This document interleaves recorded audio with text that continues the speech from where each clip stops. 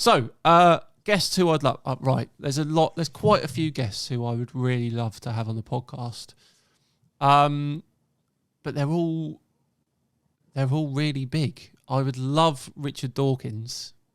But I don't think that's impossible. He's done some work with Cosmic Skeptic, and Cosmic Skeptic is a similar size to myself, so it might not be impossible, but I'd love to talk to Richard Dawkins about evolution and all the arguments from evolution deniers and things like that. That'd be a great one.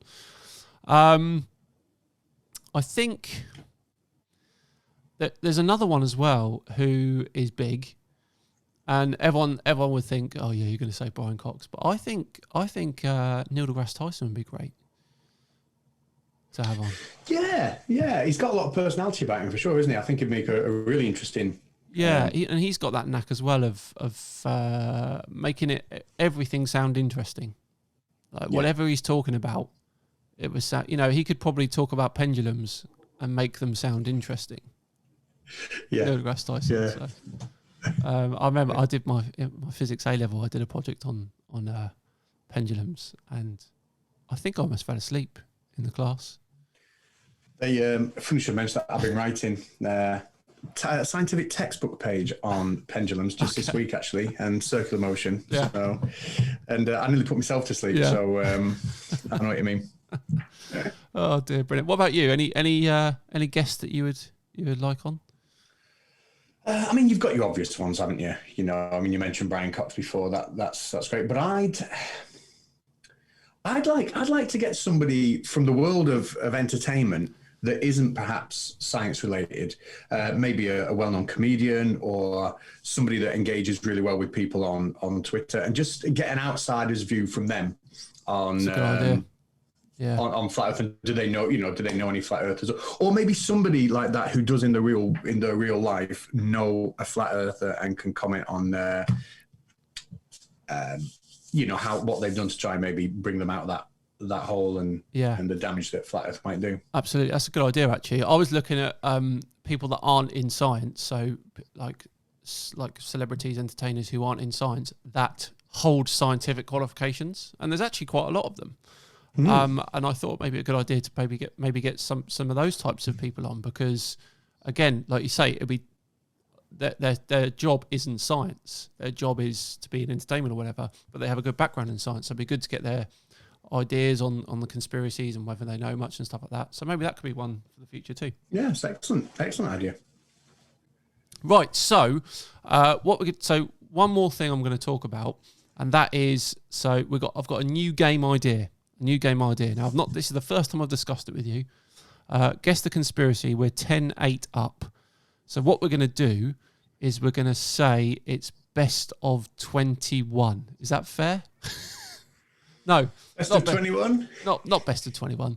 What am I talking about? Best of 41. Best of 41. Okay. Yeah, best of 41. So then, we only have to win one more, and then we are the champions. That's fair, yeah? Is that fair? Not if it's best of 41. If it's best of 21, we've got to win one more. If it's best of 41, we've got to win 11 more. No. It's 10. Oh, hang on. It's 10-8. So 8. What am I talking about? What? I was right the first time, wasn't I? Right. Best of 21. The first time, yeah. Best of 21. But it's fine. I'll edit that out. It's good. I won't edit out because it's funny. So best of 21. So that means we only need to win one more and we're the champions. That's fair. Yeah. And that's obviously an inevitability. Yeah. Because we can just edit it to make it look like we did. Yeah, absolutely. So we'll do that. But so this is the new game. Okay, it's called the Scientist Game. All right? It's a Scientist Game. Now this is going to be you versus the guest. So let's do it. I'm out of this one. I'm the quiz master in this one.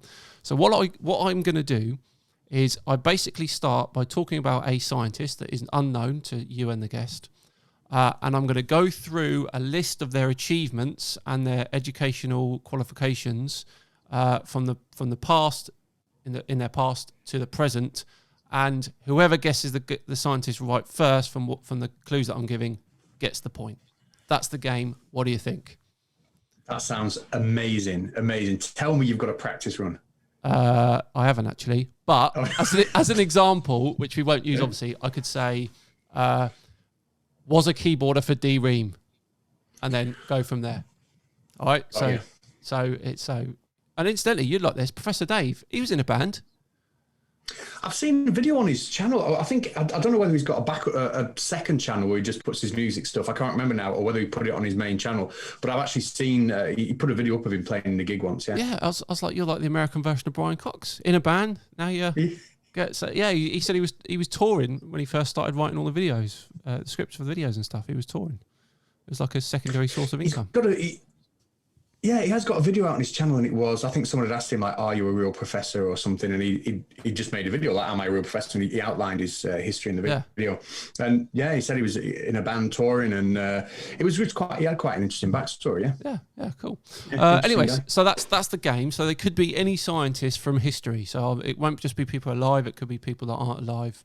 So it'll basically be you versus, and I will probably tailor it so that it's probably in the field of the guest that we've got, just to make it a bit fairer.